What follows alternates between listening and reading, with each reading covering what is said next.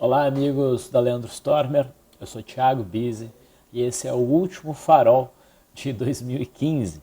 Né? Farol referente ao pregão do dia 23 de dezembro de 2015, quarta-feira, véspera de Natal. Né? Depois de hoje nós teremos pregão dia 28, 29 e 30. Né?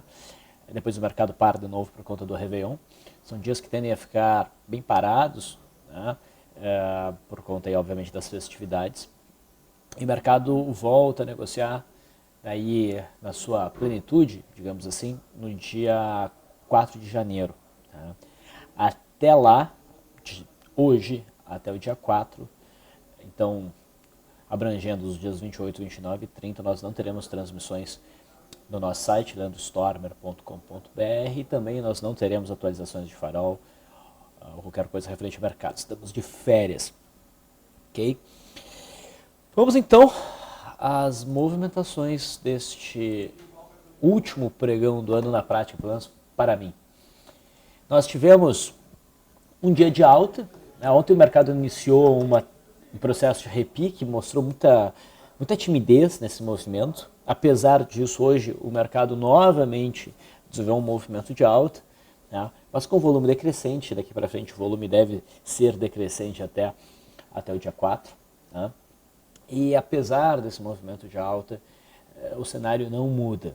Tá? A gente continua dentro de um cenário de zigue-zague descendente, então os vendedores estão ainda no domínio desse mercado. A gente já quebrou esta linha azul, né, que era um ponto mais crítico de suporte, e isso mostra, né, a partir de agora, uma maior facilidade ou uma menor dificuldade para os preços realmente se consolidarem abaixo de toda essa região. Isso aqui ainda pode ser meramente um processo de pullback, que venha buscar talvez essa LTB, talvez a média móvel de 20 períodos. Mesmo que o mercado venha um pouco para cima, a gente ainda deve, por enquanto, tecnicamente, estar buscando operações na ponta vendedora. Vai demorar um pouquinho para que o mercado possa sinalizar para a gente uma possibilidade mais consistente, né, de um movimento de alta, algo que sustente. Idealmente, a gente deveria ter um zigue-zague ascendente e isso vai levar algum tempo. Tá? Olhando o mini índice, tá? Apesar da alta de hoje, o mercado teve um movimento mais lateralizado ao longo do pregão, muito parecido com o que a gente teve ontem, né? Só que um degrau acima. Os preços não chegaram a tocar a resistência mais forte do intraday, que é a fronteirão do gap, aqui por volta dos 45.200 pontos, vamos colocar 150, 200 pontos. A média de 200 já desce abaixo dessa zona de resistência e tende a pressionar os preços logo, logo. Tá? Tivemos uma alta, mas o mercado não foi direcional para a alta. Okay? O mercado teve uma movimentação lateralizada. Tá? Então, eu ficaria ainda muito atento para a retomada do movimento de queda. No mercado americano, nós tivemos a manutenção do movimento de alta, como era o esperado, e agora os preços aqui alcançam aquele bloco de médias, essa confluência de médias, mas por enquanto não há nenhuma sinalização de fraqueza. Se os preços conseguirem ir acima dessa região, daí o viés altista vai ganhar bastante força e os preços tendem a buscar o topo dessa congestão aqui nos 17.933. O S&P 500 futuro, nós também tivemos um dia de alta, também alcançando a confluência de médias, que tende a gerar um obstáculo a essa movimentação altista. A gente conseguir ter o rompimento dessas estruturas, daí o mercado tende a buscar novamente a faixa de resistência, que no gráfico do S&P 500 futuro está em 2.103 pontos. Okay. No dólar, tirando todo e qualquer ajuste, nós temos essa movimentação. Hoje foi um pregão baixista, direcional, de baixa mesmo, a gente teve uma queda de 1,14%, o que não muda a tendência de alta do dólar, apenas traz o dólar a testar o ponto que foi rompido anteriormente, a resistência que foi rompida e que agora se espera seja suporte. Então isso aqui parece um processo de pullback, nos falta agora, a partir do ponto de agora, talvez até um pouco mais abaixo, alguns candle que nos dê uma ideia de retomada da força compradora. Isso não apareceu ainda. Olhando no intraday, o WDOF 16, nós tivemos uma abertura em queda, pressionando daí, trazendo os preços a testar aquela LTA que nós discutimos, né? E o topo aqui do dia 16, o mercado segurou ali, ficou andando de lado, definiu uma zona de suporte em 3.967 e mais para o finalzinho do pregão gerou um rompimento, sim, bem operável. Repare que a média móvel de 200 sendo rompida, então é legal operar pela confirmação, uma congestão, né, estreita, 2 testes pelo menos, o mercado rompe a média móvel de 200 e confirma. Teve um respiro e agora foi para baixo. Talvez o mercado até continue esse movimento de queda para depois reverter. Então foi um dia direcional de queda no dólar. Mas, repito, isso não muda, né, o viés altista que o gráfico diário atualmente possui. Esse viés altista vai ser difícil de se perder, tá? Mas ele seria bastante enfraquecido, tá, se a gente tivesse uma insinuação de rompimento falso e começaria a ganhar força a partir de um fechamento abaixo da mínima do dia 18. O juro, tá, vinha desenhando aqui o que também parecia ser um processo de pullback. O candle do dia 21 abriu possibilidade de a gente ter retomado o movimento de alta, só que o mercado não acionou esse cenário, né? Pressionou para baixo e hoje pressionou de novo. Então, com esse novo cenário que a gente está vendo aqui, a tendência ainda é de alta, isso ainda pode ser um processo de pullback, mas já não é mais um cenário que seria adequado trabalhar a superação da máxima de algum candle de reversão. Não, o ideal é a gente ter claramente o rompimento dessa LTB através de algum candle de força e termos a confirmação desse rompimento. Daí, um cenário de compra seria tecnicamente bem trabalhado, né? Estaria bem alinhado. Indo para as ações, a Vale subiu bem hoje, né? A gente teve um gap de alta. Lembrando que a operação de venda que surgiu a partir do dia 17 pelo modelo de volatilidade já alcançou já seu alvo, tá? No candle do dia 21. O papel então se aproxima da resistência aqui por volta dos 10,80, que é um ponto crítico. Se houver o rompimento dessa resistência, a gente pode ver, é possível termos nesse rompimento um sinal bom para uma compra de swing trade, tá? Então a Vale sinuava uma queda até esse ponto, só que ela não chegou lá. Ela ainda pode chegar, mas se ela romper essa resistência, porque provavelmente vai ter um repique no gráfico semanal, a Vale ficou sobrevendida, faz sentido ela repicar, não está fora do script, tá? E o que nos daria o gatilho para isso no swing trade seria o rompimento dessa faixa aqui de resistência. Mas eu não trabalharia isso como gap fuga. Eu trabalharia realmente o rompimento dessa zona de resistência aqui. A perda mínima também é complicado, tá? Como uma operação na ponta vendedora. Eu gostaria de ver um novo candle de força vendedora. E, na verdade, o papel já começa a ficar meio embolado numa microcongestão ali, que não é interessante, muito interessante operar, pelo menos dentro do gráfico diário. A Vale 3 fez a mesma coisa, testou o topo anterior, tá? Se rompeu o topo anterior, também aqui seria um pivô de alta. Bom, a gente vem falando da Brab, quando a gente fala da Vale, né? Também então fez um movimentozinho de alta, também tem uma possível formação de pivô, caso venha romper este topo aqui, mas tem que romper com força. Por enquanto as médias ainda estão meio inclinadas para baixo, com uma inclinação forte. O ideal é que isso suavize. Então o ideal seria o mercado, se a gente fosse considerar, se fosse ter um cenário altista, que o papel andasse de lado um pouquinho para depois romper. E claro, o rompimento dessa mínima aí de dezembro, para esses 3 papéis, seria sinal de retomada do movimento de queda. Petrobras também fez um dia de alta com gapzinho, não tem um cenário legal para trabalhar como gap de fuga. Na verdade, ela está testando a resistência aqui por volta dos R$7, pode até ser um processo de pullback e a perda mínima abrir espaço para uma queda. Mas eu acho que o cenário não está lá dos mais bonitos. Eu preferiria buscar operações pelo intraday.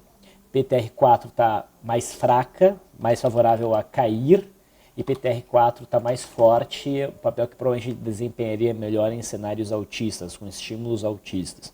Isso pode ser bem importante para o intraday. Mas aqui também não acho que o cenário seja muito bom para trabalhar como gap full.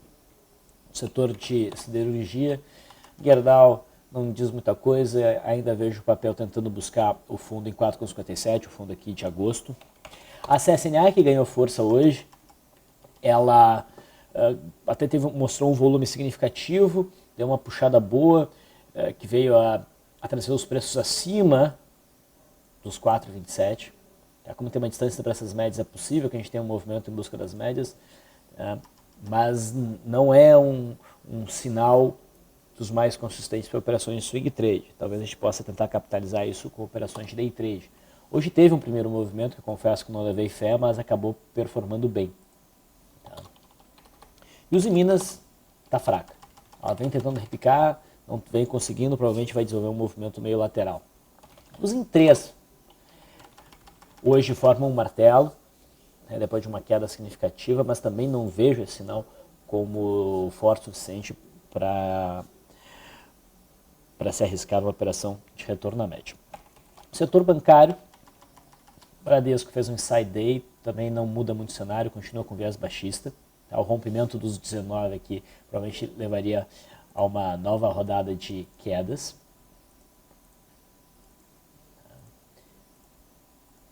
Por enquanto nada a ser feito. Itaú vai consolidando abaixo desses fundos. O normal, o esperado seria uma queda em busca aqui dos 25 ainda. E Banco do Brasil prosseguiu um pouquinho mais esse movimento de queda e vai se aproximando um pouco mais então do fundo de setembro, que seria um alvo por volta dos 14,30. Desses gráficos, o Banco do Brasil aqui está mais claro no seu movimento de queda em busca do suporte. A gente poderia mencionar alguns outros gráficos.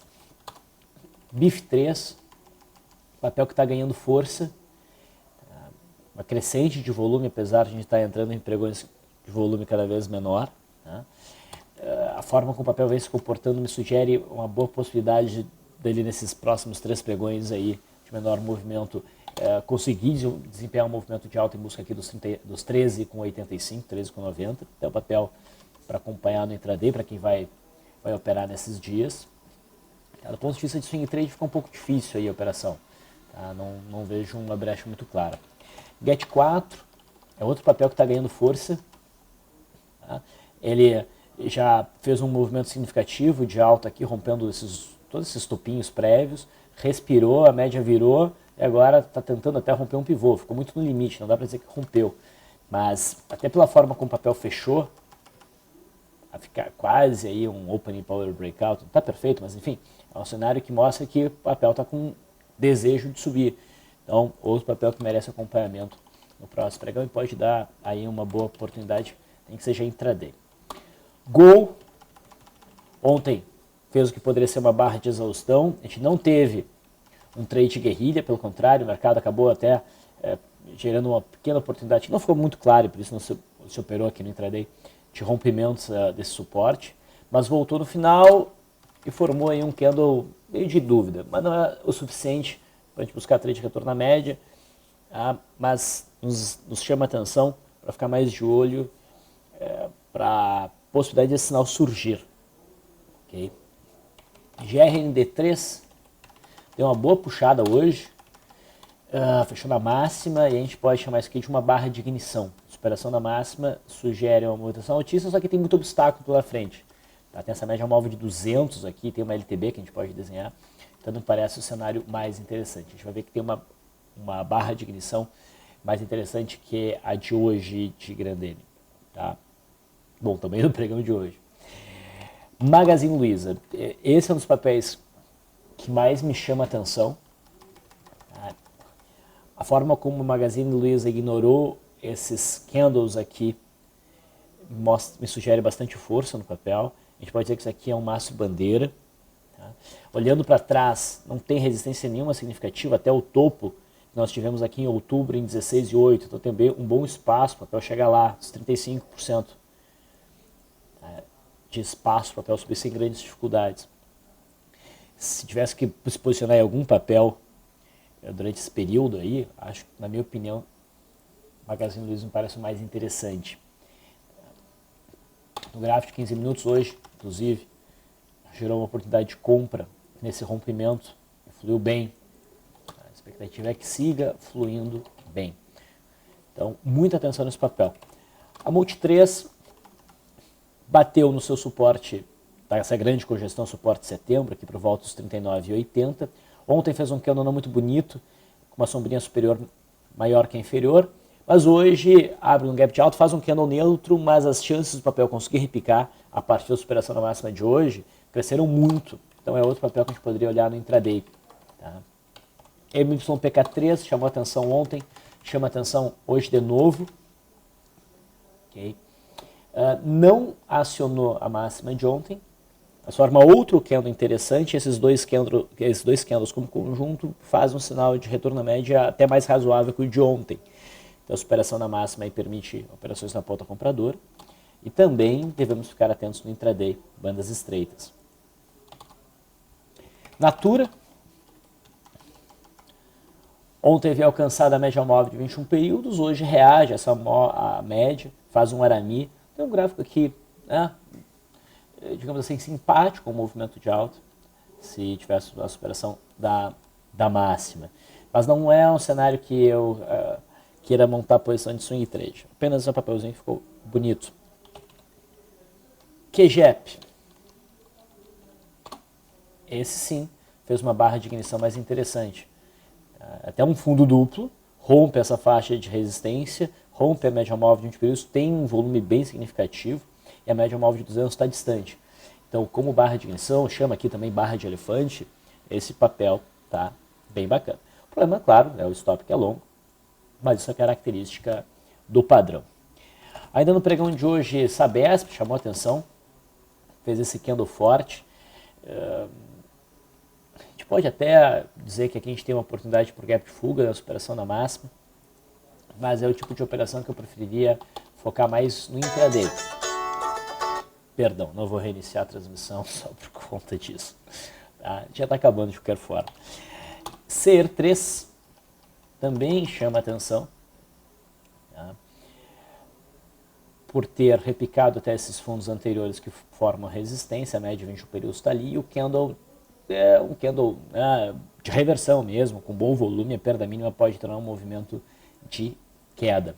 Ainda dentro do cenário de queda, o IBR3 chama muita atenção para um trade de correção. Tá? Bateu nesses fundos anteriores, teve grande volatilidade, fechou na mínima, com bom volume, perda, então provavelmente detonou um movimento de queda. Inclusive no intraday, tá? Não foi o IBR3, aqui a gente só teve essa inversão grande, mas o IBR4, o intraday rompeu a linha d'água e fechou a próxima da mínima. Esse papel também chama atenção para uma venda, tanto o IBR4 quanto o IBR3.